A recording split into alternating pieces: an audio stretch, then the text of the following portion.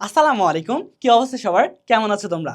তোমরা যারা জানতে চাচ্ছ, ভাইয়া আমি যে নার্সিং পড়বো সরকারিভাবে হোক বা বেসরকারিভাবে, তো আমার জব সেক্টরগুলো আসলে কি? বাংলাদেশে বা দেশের বাইরে কিভাবে আমি একটা ভালো জব খুঁজে পাবো? তো সেই প্রয়াসে আজকের এই ভিডিও, সেই কোশ্চেনের অ্যান্সারই আজকের ভিডিওর মাধ্যমে আমরা প্রদান করব। চলো শুরু করি।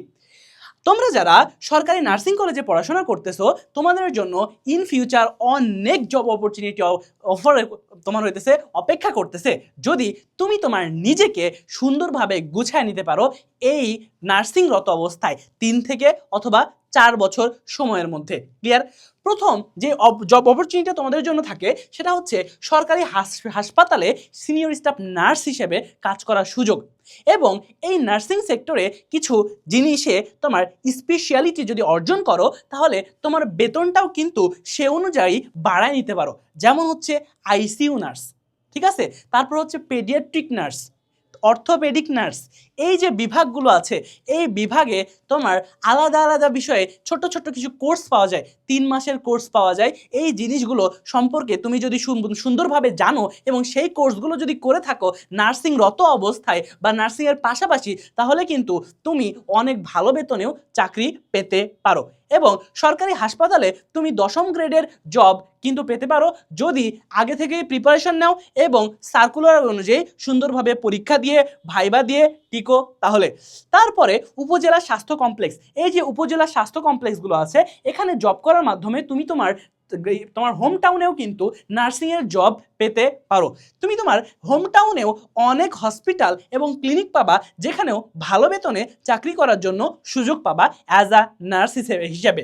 সো তুমি সবসময় নিজেকে প্রিপেয়ার রাখবা, যেন যে কোনো পরিস্থিতিতে, যে কোনো মুহূর্তে তোমার কি করতে হয়, তোমার যে অপরচুনিটিগুলো আছে সেগুলোকে গ্র্যাব করতে পারো।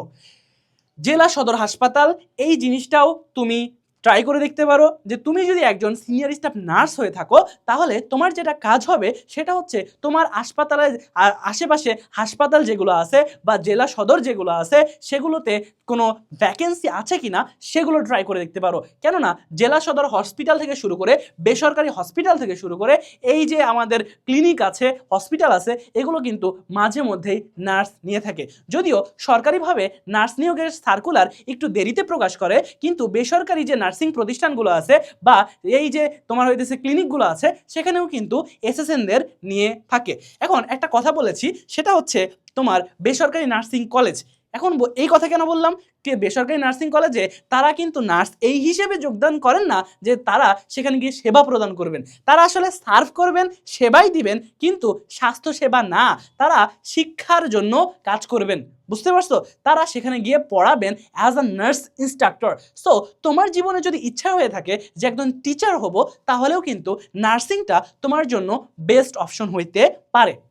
তারপরে অপারেশন থিয়েটার, ওটি নার্স এবং এনজিও এবং আন্তর্জাতিক স্বাস্থ্য কমপ্লেক্সে অনেক ভালো বেতনে চাকরি করা সম্ভব। যারা বিভিন্ন এনজিওতে কাজ করে তাদের বেতন দেখবা 70,000, 80,000 প্রাথমিক স্টার্টিং স্যালারি। চিন্তা করছো? এত টাকা বেতনে তারা চাকরি করে থাকে। কিন্তু এক্ষেত্রেও তোমার স্কিল মাস্ট থাকতে হবে। তুমি যেই কাজটা করবা সেখানে যদি তোমার স্কিল না থাকে, নিজে যদি কনফিডেন্স না থাকে, তাহলে তুমি চাকরি পেয়েই কি করবা? বুঝো না এই বিষয়টা? কাজ তো করতে হবে, কাজ না পারলে তো তোমাকে বেসরকারি প্রতিষ্ঠানে দীর্ঘদিন রাখবে না। একজন অযোগ্য মানুষকে কোনোদিন কোনো বেসরকারি প্রতিষ্ঠান পেশে বলে রাখে না, বুঝছো? তো নিজের যোগ্যতাকে প্রমাণ করে, নিজের তোমার কষ্ট করে, নিজের তোমার হচ্ছে জ্ঞানকে কাজে লাগিয়ে সেখানে টিকে থাকতে হয় প্রত্যেকটা সেক্টরে, প্রতিটি জায়গায়। সো নিজের যে মেধা আছে সেটাকে বাড়ানোর ট্রাই করো এবং নিজের যে স্কিল আছে সেটাকেও বাড়ানোর ট্রাই করো। তারপরে বিদেশে রেজিস্টার্ড নার্স, বিভিন্ন দেশে ধরো আরব আমিরাতের যে দেশগুলো আছে সেখানে কিন্তু রেজিস্টার্ড নার্স হিসেবে তোমার জব পেতে পারো। এছাড়াও বাইরের দেশে, যেমন তুমি আমেরিকাতে যদি যাইতে চাও, তাহলে এনক্লেক্স পরীক্ষা দিতে হয়। এই এনক্লেক্স পরীক্ষা দেওয়ার মাধ্যমে তুমি আমেরিকান নার্স হিসেবে কাজ করার সুযোগ অর্জন করতে পারো। বুঝতে পারছো? তো এই যে প্রসেসগুলো অনেক সুযোগ সুবিধা আছে যেগুলো নার্স হয়ে নার্স হওয়ার মাধ্যমে তোমার পাওয়া যায়, কিন্তু আমরা সুযোগ সুবিধাই জানি না আমরা ভালো কিছু করব কিভাবে। আমার একজন স্যার বলতেন নার্সিং এমন একটা প্রফেশন যেখানে তোমার হচ্ছে অনেক সুযোগ সুবিধা, কিন্তু থাকার পরেও আমরা কম সুযোগ সুবিধা জায়গাটাকে বেশি হচ্ছে নক করি। কেন? কারণ হচ্ছে একটু দূরেই তোমার হচ্ছে যে বেশি সুযোগ সুবিধা, কিন্তু কথা হচ্ছে ওই জায়গায় পৌঁছানো যে একটু কষ্ট, কিন্তু প্রথমেই দেখতেছো যে এই সুযোগ সুবিধা, এটাই লুফে নাও। বুঝতে পারছো? তোমার সবার টার্গেট থেকে দেশের মধ্যে কিভাবে একটা ভালো জব পাবো বা কিভাবে আমার জীবনটা চলে যাবে, কিন্তু তোমরা এতটা লক্ষ্য করো না যে বাইরের দেশের তোমার হইতেছে যে নার্সের স্যালারি কত, বা হচ্ছে বাইরের দেশে যাওয়ার প্রসেসটা কি, কিভাবে যাইতে হয়, তোমার হইতেছে যে বাইরের দেশের লাইফস্টাইলটা কেমন, তোমার দেশের মধ্যে কিভাবে ভালো বেতনে এনজিওতে জব করা যায়, যা পাওয়া যায়। ঠিক আছে, তোমার হচ্ছে যে এই নার্সিং তোমার হেলথ কেয়ার প্রফেশনে তোমার সরকারিভাবে শুধু হসপিটালে সেবা না দিয়ে কিভাবে বাইরেও সেবা দেওয়া যায়, এই জিনিসগুলো সম্পর্কে আমরা অনেকেই জানি না। তো এই সম্পর্কে আমাদের জানা জরুরি, এবং তোমরা আমার গাইডলাইন ভিডিওগুলো দেখলে নার্সিং সম্পর্কে আরও অনেক কিছু জানতে পারবা এবং তোমরা তোমাদের ক্যারিয়ারকে আগায় নিতে পারবা বলে আমি অনেক আশাবাদী। সো আজকে এই পর্যন্তই, দেখা হবে নেক্সট কোনো ভিডিওতে। আসসালামু আলাইকুম ওয়া রাহমাতুল্লাহ।